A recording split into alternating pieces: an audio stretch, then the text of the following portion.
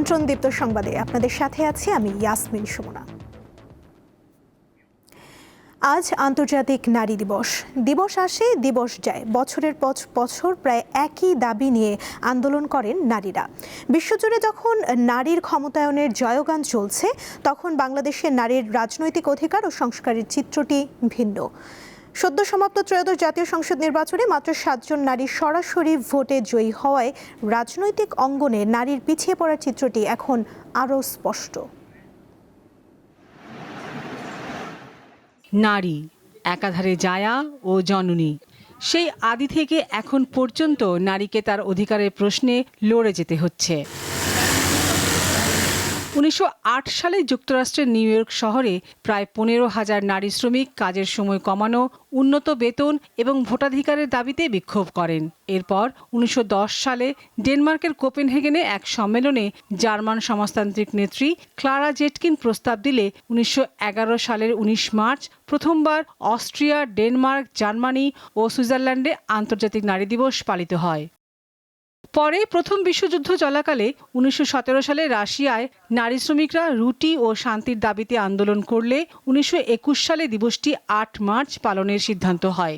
1975 সালে মেলে জাতিসংঘের স্বীকৃতি। তবুও কি মিলেছে সেই সম্মান? দেশের প্রেক্ষাপটে যে কোনো ক্রান্তিকালে নারী কাজ করেছে সম্মুখভাগে। সর্বশেষ গণ অভ্যুত্থানেও প্রাণ দিয়েছেন বেশ কয়েকজন নারী। অথচ গণ অভ্যুত্থানের পরে গঠিত নারী সংস্কার কমিশনের দেয়া প্রস্তাবগুলো নিয়ে একটি পক্ষ থেকে আসে তীব্র বিরোধিতা। নারী সংস্কার কমিশন, সেখানকার মতামতগুলোকে গ্রাহ্য করা হলো না। ঐক্যমত্য কমিশনে আমরা চেয়েছিলাম যে এখানে নারীদের জন্য আলাদাভাবে 100 সরাসরি নির্বাচনের যে আসন সেটা নির্দিষ্ট করার জন্য, সেটাও দেখা গেল দিন শেষে আর হলো না। তারপরে 33% নারী যাতে মনোনয়ন, সেটাও হলো না। আমরা যতটা আশা করেছিলাম, যেমন আমরা চেয়েছিলাম যে একটা স্বতন্ত্র নারী কমিশন, স্থায়ী সাংবিধানিক একটা কমিশন এরকম একটা স্থাপন করা হোক। এই জিনিসটা প্রক্রিয়া শুরু হয়েছিল মহিলা মন্ত্রণালয়ে, কিন্তু ওনারা এই ইন্টারিম গভর্নমেন্ট এটা শেষ করে যেতে পারেননি। তারা আরও বলেছেন, নারীর ক্ষমতায়নের অন্যতম পথ রাজনৈতিক অধিকার অর্জন।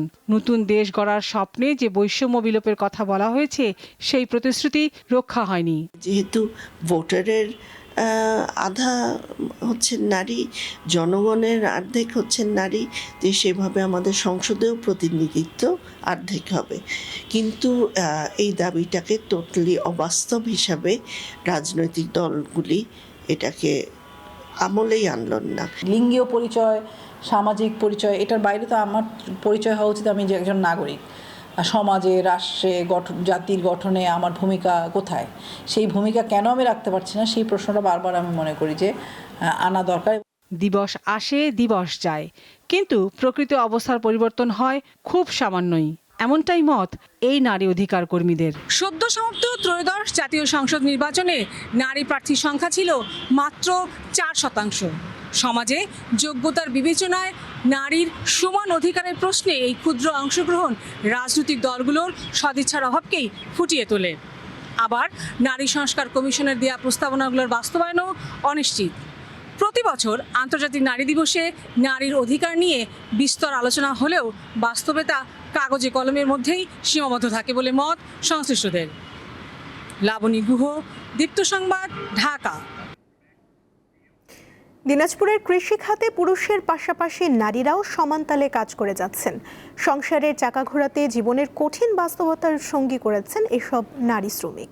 নারী দিবস কি তা জানেন না তারা, জানেন শুধু নিজে বাঁচতে হবে, সন্তানকে লেখাপড়া করাতে হবে এবং সংসার পরিচালনায় স্বামীর পাশে দাঁড়াতে হবে। আমার কেউ নাই, আমি একা জীবন যাপন করি, স্বামীও নাই, বাচ্চাও নাই, কেউ নাই। আমি কষ্টে দুঃখে সংসার করি, নিজে পরিচালনা করি, নিজেই কামাই করি, নিজেই খাই, সবকিছুই আমি করি। নারী দিবস কি জিনিস এটা তো আমরা জানি না। আমরা খেটে খাওয়া মানুষ, প্রতিদিন মানুষের কাজ করি, এভাবেই আমাদের সংসার চলে। সাবিত্রী রানী, মনোয়ারা বেগমের মতো কৃষি শ্রমিক হিসেবে শীত, গ্রীষ্ম, রোদ, বৃষ্টি উপেক্ষা করে হাড় ভাঙা পরিশ্রম করে যাচ্ছেন মিনারা শীল, মোহনারা বেগম, ফজিলা বেওয়ার মতো আরও হাজারো নারী কৃষি শ্রমিক। প্রতিটি নারীর জীবনগাথা আলাদা, কিন্তু সংগ্রাম একই। কেউ স্বামী পরিত্যক্তা, কেউ ডিভোর্সি, কারো বা ঘরে অসুস্থ স্বামী। তাই সংসারের হাল ধরতে হয়েছে তাকেই। দুইটা ছেলে, ছেলের ঘরে 3জন করে 6জন, এই ফ্যামিলি। ছেলেমেয়ের লেখাপড়া, খাওয়া দাওয়া সবকিছুর জন্যই মাঠে নামতে হয় এই নারীদের। কষ্টের সঙ্গে যুদ্ধ করে বাঁচতে হয় তাদের। কাজের একটু এদিক সেদিক হলেই পরের দিন বাদ পড়তে হয়। তখন মারা গেছে, আমার ছেলে মেয়ে কষ্ট করিয়া মানুষ করিয়া বিয়ে শাদী দিয়েছি। আর ছেলেগুলা ভ্যান বাহার খায়, আমার পুষবে না, বাচ্চা কাচ্চা আবার পুষবে, সেখানে আমি কাজ কাম করে খাই বাবা। তবে কৃষি খাতে পুরুষের পাশাপাশি নারীরা গুরুত্বপূর্ণ ভূমিকা রাখলেও তাদের মজুরি পুরুষের চেয়ে কম। প্রতি 4 ঘন্টা কাজের জন্য তারা পান মাত্র 300 থেকে 350 টাকা। 4 দিন যা 8-10 দিন কাজ করি, তাও তো কাজ ফুল দেয় না, হাফ হাফ। প্রতিদিনের কঠোর পরিশ্রমে কৃষি খাতে নীরবে অবদান রেখে যাচ্ছেন এসব সংগ্রামী নারী। তাই নারী দিবসে তাদের দাবি, মজুরি যেন পুরুষের সমান করা হয়। কামরুন নাহার, দীপ্ত, বার্তাকক্ষ। গণতন্ত্রের অগ্রযাত্রায় শ্রেষ্ঠ অদম্য নারী সম্মাননা পেলেন সাবেক প্রধানমন্ত্রী ও বিএনপির প্রয়াত চেয়ারপারসন বেগম খালেদা জিয়া। আজ রাজধানীর ওসমানী স্মৃতি মিলনায়তনে আন্তর্জাতিক নারী দিবসের অনুষ্ঠানে খালেদা জিয়ার নাতনি জাইমা রহমান এই মরণোত্তর সম্মাননা গ্রহণ করেন। রাষ্ট্রপতি মোহাম্মদ শাহাবুদ্দিন বিভিন্ন ক্ষেত্রে অবদানের জন্য 6 জনকে শ্রেষ্ঠ অদম্য নারী সম্মাননা তুলে দেন। এ সময় তিনি নারী উন্নয়নে খালেদা জিয়ার অবদান স্মরণ করেন। অনুষ্ঠানে বিশেষ অতিথির বক্তব্য রাখেন প্রধানমন্ত্রী তারেক রহমানের সহধর্মিণী জুবাইদা রহমান।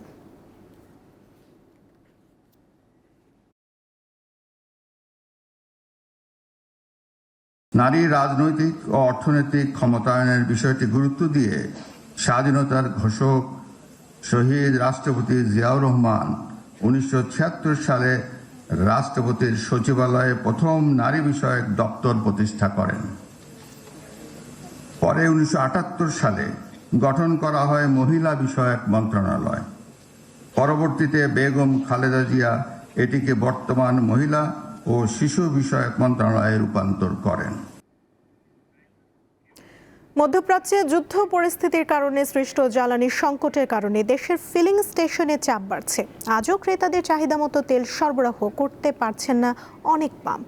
ঘন্টার পর ঘন্টা লাইনে অপেক্ষা করেও মিলছে না পেট্রোল ও ডিজেল। তেল কিনতে কোনো কোনো পাম্পের লাইন 1-2 কিলোমিটার ছাড়িয়ে যাচ্ছে। অনেক ফিলিং স্টেশন মজুদ ফুরিয়ে যাওয়ায় অজুহাতে কার্যক্রম বন্ধ ঘোষণা করেছে। এই অবস্থায় তেল বিক্রির সীমা নির্ধারণ করে দিয়েছে বিপিসি।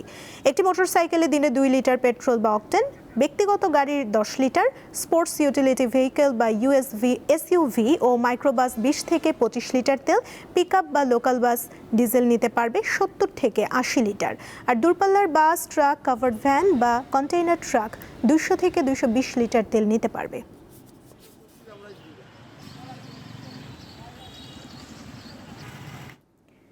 জ্বালানি তেল বিক্রির খবর নিয়ে রাজধানীর নীলক্ষেত থেকে যোগ দিচ্ছেন সহকর্মী আলোয়ান খান। আলোয়ান, আজ ফিলিং স্টেশনে কার্যক্রম কতটা স্বাভাবিক রয়েছে আমাদের জানাবেন।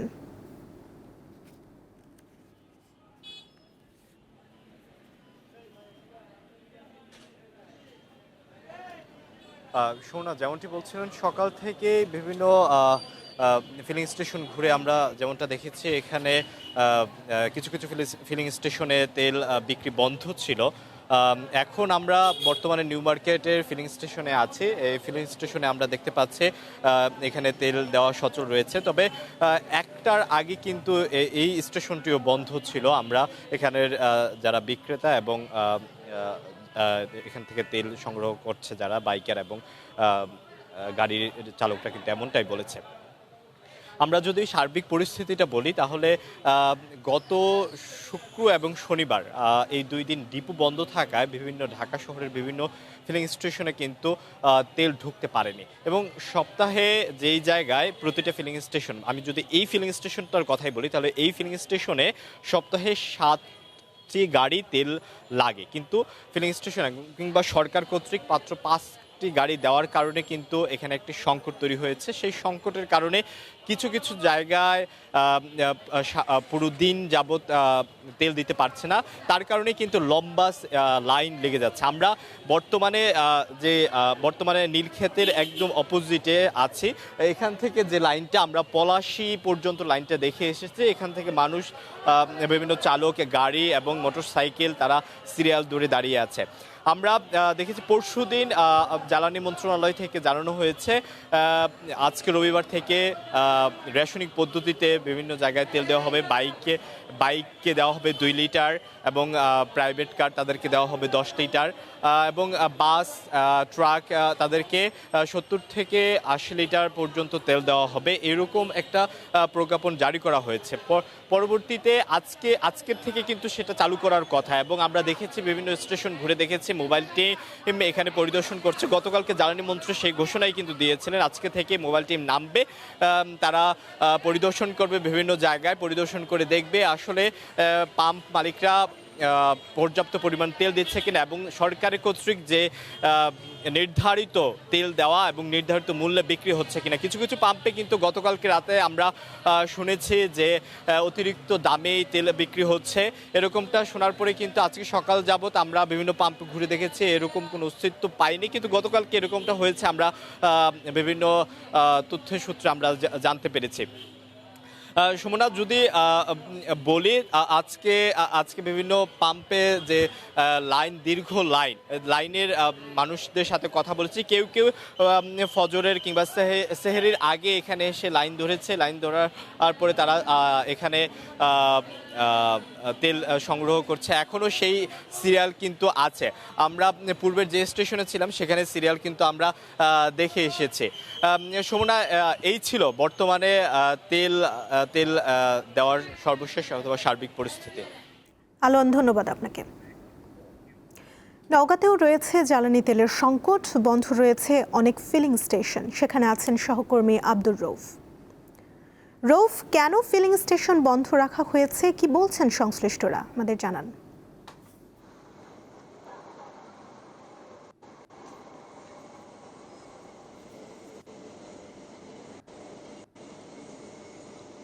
আপনি যেমনটি বলছিলেন, বৈশ্বিক যুদ্ধের কারণে সারা দেশের মতো নওগাঁতেও কিন্তু জ্বালানি তেলে, বিশেষ করে পেট্রোল, অকটেন, ডিজেলে কিছুটা সংকট দেখা দিয়েছে।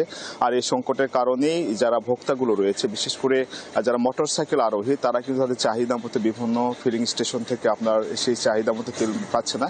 বিশেষ করে দেশের যে এই তেল সংকট ক্রান্তিকাল চলছে, এই সংকটে যেন দেশের যে সংকটটা আরও তীব্রতর না হয়, এ কারণে বিপিসির পক্ষ থেকে যে নিয়ম বেঁধে দেওয়া হয়েছে, সেই নিয়মের মধ্য থেকেই নওগাঁ জেলার যে 29টি ফিলিং স্টেশন রয়েছে, সেসব ফিলিং স্টেশন থেকে বিভিন্ন যানবাহনে তেল সরবরাহ করা হচ্ছে। বিশেষ করে মোটরসাইকেল আরোহী যারা রয়েছে তাদেরকে সর্বোচ্চ 200 টাকা তেল দেওয়া হচ্ছে। আর এই তেল দেওয়ার কারণে বিশেষ করে যারা অনেক দূর দূরান্তে বিভিন্ন ব্যবসায়িক কাজে যান এবং অফিসিয়াল কাজে যান, তারা কিন্তু চাহিদা মাফিক তেল পাচ্ছে না। তেল না পাওয়ার কারণে তারা বিভিন্ন ফিলিং স্টেশন ঘুরে তাদের চাহিদা মাফিক তেল নেওয়ার চেষ্টা করছে। তবে তেলের এই সংকট যখনই দূর হবে তখনই আবার স্বাভাবিক পর্যায়ে আসবে, এমনটা জানিয়েছে নওগাঁর যে ডিলাররা রয়েছে। আমি এখন দাঁড়িয়ে আছি নওগাঁর রানীনগরের মেসেজ শাহী ফিলিং স্টেশন। এখানকার ডিলার আব্দুল সাত্তার শাহ জানিয়েছেন যে বিশেষ করে চলতি সপ্তাহের শেষের দিক থেকে হয়তোবা তেলের যে সরবরাহটা তারা চাহিদা মাফিক পাবে। আর যখনই তারা ফিলিং স্টেশনগুলোতে চাহিদা মাফিক তেল পাবে, তখনই আবার গ্রাহক যারা রয়েছে তাদের চাহিদা মাফিক তারা তেল সরবরাহ করতে পারবে। এছাড়া অন্যান্য জেলার যে অন্যান্য ছোট যে ফিলিং স্টেশনগুলো রয়েছে, সেগুলো কিন্তু চাহিদা মাফিক তেল না পাওয়ার কারণে অনেক ফিলিং স্টেশন আপাতত তেল সরবরাহ বন্ধ রেখেছে। জেলা প্রশাসক মোহাম্মদ সাইফুল ইসলাম জানিয়েছেন যে গত বৃহস্পতিবার থেকে তেলের যে সংকট দেশব্যাপী দেখা দিয়েছে, সেই সংকটের মধ্যে নওগাঁয় যেন কেউ অবৈধ মজুদের মাধ্যমে কৃত্রিম সংকট সৃষ্টি করতে না পারে এবং এই সংকটকে তারা কবজা করে যেন কোনো গ্রাহকের কাছ থেকে তেলের যে নির্ধারিত মূল্য, সেই মূল্য বেশি না নেয়। সে কারণে জেলা প্রশাসন, উপজেলা প্রশাসন এবং ভোক্তা অধিদপ্তর থেকে নিয়মিত অভিযান অব্যাহত রয়েছে এবং এই সংকট দূর না হওয়া পর্যন্ত সে অভিযান অব্যাহত থাকবে, এমনটা জানিয়েছেন জেলা প্রশাসক মোহাম্মদ সাইফুল ইসলাম। তো নওগাঁ থেকে তেল সংকটের এই ছিল আমার কাছে সর্বশেষ তথ্য। রৌফ, ধন্যবাদ আপনাকে। জ্বালানি তেল বিক্রির খবর জানতে এবার যাচ্ছি খুলনায়, সেখান থেকে যোগ দিচ্ছেন সহকর্মী ইয়াসিন আরাফাত। আরাফাত, জ্বালানি তেল সংকটের প্রভাব খুলনায় কেমন দেখছেন, আর দাম স্বাভাবিক রয়েছে কিনা জানাবেন। সুমনা, খুলনাতে জ্বালানি তেল সরবরাহ সকাল থেকে গত বৃহস্পতিবার মধ্যরাত থেকেই কিন্তু খুলনা পেট্রোল পাম্পে জ্বালানি তেল সরবরাহ করা হচ্ছিল না। পেট্রোল পাম্পের যারা কর্ণধার রয়েছেন তারা কিন্তু আমাদেরকে জানিয়েছিলেন যে তাদের কাছে যে পেট্রোল বা মজুদ শেষ হয়ে যাবার কারণে তারা তেল দিতে পারছে না। আজ ডিপো রয়েছে, তেল সরবরাহ করা হয়েছে এবং তার ফলশ্রুতিতেই তারা কিন্তু পাম্প থেকে আবারও ভোক্তাদেরকে তেল সরবরাহ করতে পারছেন। তেলের দাম এখনো পর্যন্ত বৃদ্ধি হয়েছে এমনকি আমরা কোথাও থেকে সেই অভিযোগ পাইনি এবং আমরা সরজমিনেও এমনটি দেখতে পাইনি যে তেলের দাম কোথাও বেশি দাম নিয়েছে। তবে জ্বালানি তেল সরবরাহের যে সংখ্যা ছিল সাধারণ ভোক্তাদের মধ্যে, সেই সংখ্যাটির কারণ মধ্যপ্রাচ্যের যুদ্ধ আপনি জানেন এবং খুলনার যে 3টি ডিপো রয়েছে এই 3টি ডিপোর মাধ্যমে দেশের দক্ষিণ পশ্চিম অঞ্চলের খুলনা বিভাগের 10টি জেলা সহ দক্ষিণ পশ্চিম অঞ্চলের 21টি জেলাতে এই খুলনা থেকে তেল সরবরাহ করা হয়ে থাকে এবং এখানে 465টি পেট্রোল পাম্পের মাধ্যমে ভোক্তাদের কাছে কিন্তু এই তেল পৌঁছে দেওয়া হয়ে থাকে। তবে খুলনায় গত বৃহস্পতিবার মধ্যরাত থেকে কিন্তু যে তেলের দাম বৃদ্ধি পেতে পারে এমন সংখ্যায় সাধারণ মানুষ পেট্রোল পাম্পগুলোতে হুড়মুড়ি খেয়ে পড়ে এবং তার ফলে পাম্পে যে তেল মজুদ ছিল সেই মজুদকৃত তেল কিন্তু শেষ হয়ে যায়। আমরা কথা বলেছি অনেক সঙ্গে, তারা কিন্তু আমাদেরকে জানিয়েছেন যে তেল সরবরাহ বন্ধ হয়ে যেতে পারে। তবে পেট্রোল পাম্পের যারা কর্ণধার রয়েছেন তারা বলেছেন যে ডিপোতে সরবরাহ থাকলেই তারা কোনো ধরনের কিন্তু তেল বন্ধ করবে না। চেষ্টা করছেন যত দ্রুত সম্ভব এই সাধারণ মানুষকে রেশনিং এর মাধ্যমে এই তেল দিয়েই তারা যেন সমস্যার সমাধান করতে পারে এমনটি কিন্তু পেট্রোল পাম্প মালিকরা চেষ্টা করছেন। এটি ছিল খুলনা থেকে পেট্রোল পাম্পের সর্বশেষ অবস্থা। সুমনা, খুলনা থেকে জানাচ্ছিলেন সহকর্মী ইয়াসিন আরাফাত। এলএনজি ও এলপিজি বহনকারী কয়েকটি জাহাজ হরমুজ প্রণালী ও ওমান উপসাগর পার হয়ে চট্টগ্রাম বন্দরে পৌঁছতে শুরু করেছে।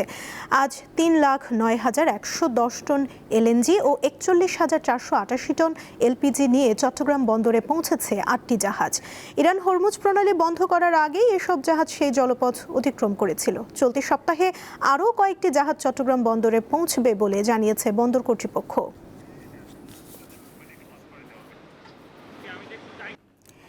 দেশের সব জাতীয় সমস্যার সমাধানের কেন্দ্রবিন্দু হবে জাতীয় সংসদ, এমনটাই বললেন জাতীয় সংসদের চিফ হুইপ নুরুল ইসলাম মনি।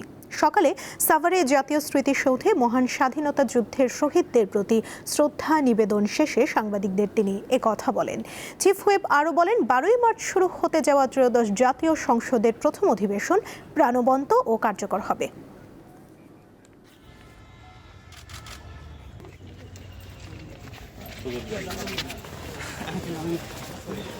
আমাদের একটা প্রচলিত ধারণা আছে সংসদকে প্রাণবন্ত করা, কিন্তু ধারণাটা পরিবর্তন করতে হবে। এখন থেকে সংসদকে কার্যকর করা। বাংলাদেশের সকল জাতীয় সমস্যার সমাধানের কেন্দ্রবিন্দু হবে পার্লামেন্ট, সকল কাজেরও কেন্দ্রবিন্দু হবে পার্লামেন্ট।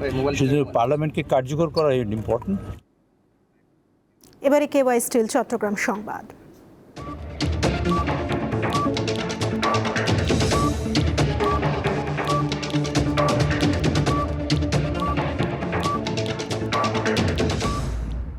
চট্টগ্রামের সাতকানিয়ায় পাহাড় কেটে ইটভাটায় মাটির সরবরাহ বন্ধ করে দিয়েছে উপজেলা প্রশাসন। পরিবেশের ক্ষতি ও অবৈধভাবে পাহাড় কাটার অভিযোগে সম্প্রতি ভ্রাম্যমাণ আদালতের অভিযানে এই কার্যক্রম বন্ধ করা হয়। উপজেলা সহকারী কমিশনার শামসুজ্জামানের নেতৃত্বে শনিবার এউচিয়া ইউনিয়নের চূড়ামণি এলাকায় এই অভিযান পরিচালনা করে সেনাবাহিনী, ফায়ার সার্ভিস ও আনসার সদস্যরা।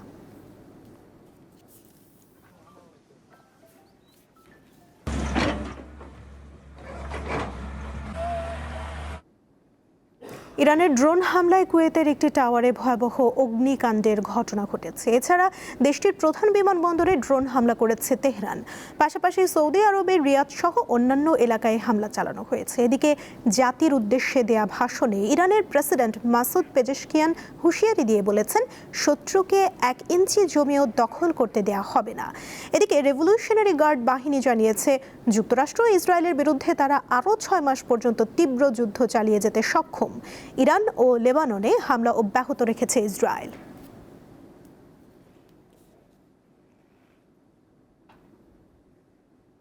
খেলার খবর। টি-20 বিশ্বকাপের শিরোপার লড়াই আজ। ফাইনালের মহারণে বাংলাদেশ সময় সন্ধ্যা 7:30টায় মুখোমুখি হবে ভারত নিউজিল্যান্ড। টুর্নামেন্ট জুড়ে দারুণ খেলছে টিম ইন্ডিয়া। এখন পর্যন্ত হেরেছে মাত্র 1 ম্যাচ। দাপট দেখিয়ে এসেছে ফাইনালের মঞ্চে। টি-20 বিশ্বকাপের বর্তমান চ্যাম্পিয়নও এই দল। টানা 2বার শিরোপা ছুঁয়ে দেখার সুযোগ লুফে নিতে চায় ভারত। ফাইনালে ম্যাচে ইন্ডিয়া একাদশে রয়েছে পরিবর্তনের আভাস। বাদ পড়তে পারেন অফ ফর্মে থাকা অভিষেক শর্মা। এদিকে প্রথমবার বিশ্বকাপ জেতার সুযোগ নিউজিল্যান্ডের সামনে। দারুণ ছন্দে রয়েছে কিউইরাও। সেমিফাইনালে দক্ষিণ আফ্রিকাকে সুযোগই দেয়নি তারা। আহমেদাবাদে ছন্দ ধরে রাখার চ্যালেঞ্জ নিয়ে নামছে নিউজিল্যান্ড। এই ছিল এখনকার মতো। এরপর সন্ধ্যার সংবাদ দেখার আমন্ত্রণ জানিয়ে শেষ করছি। ধন্যবাদ সবাইকে।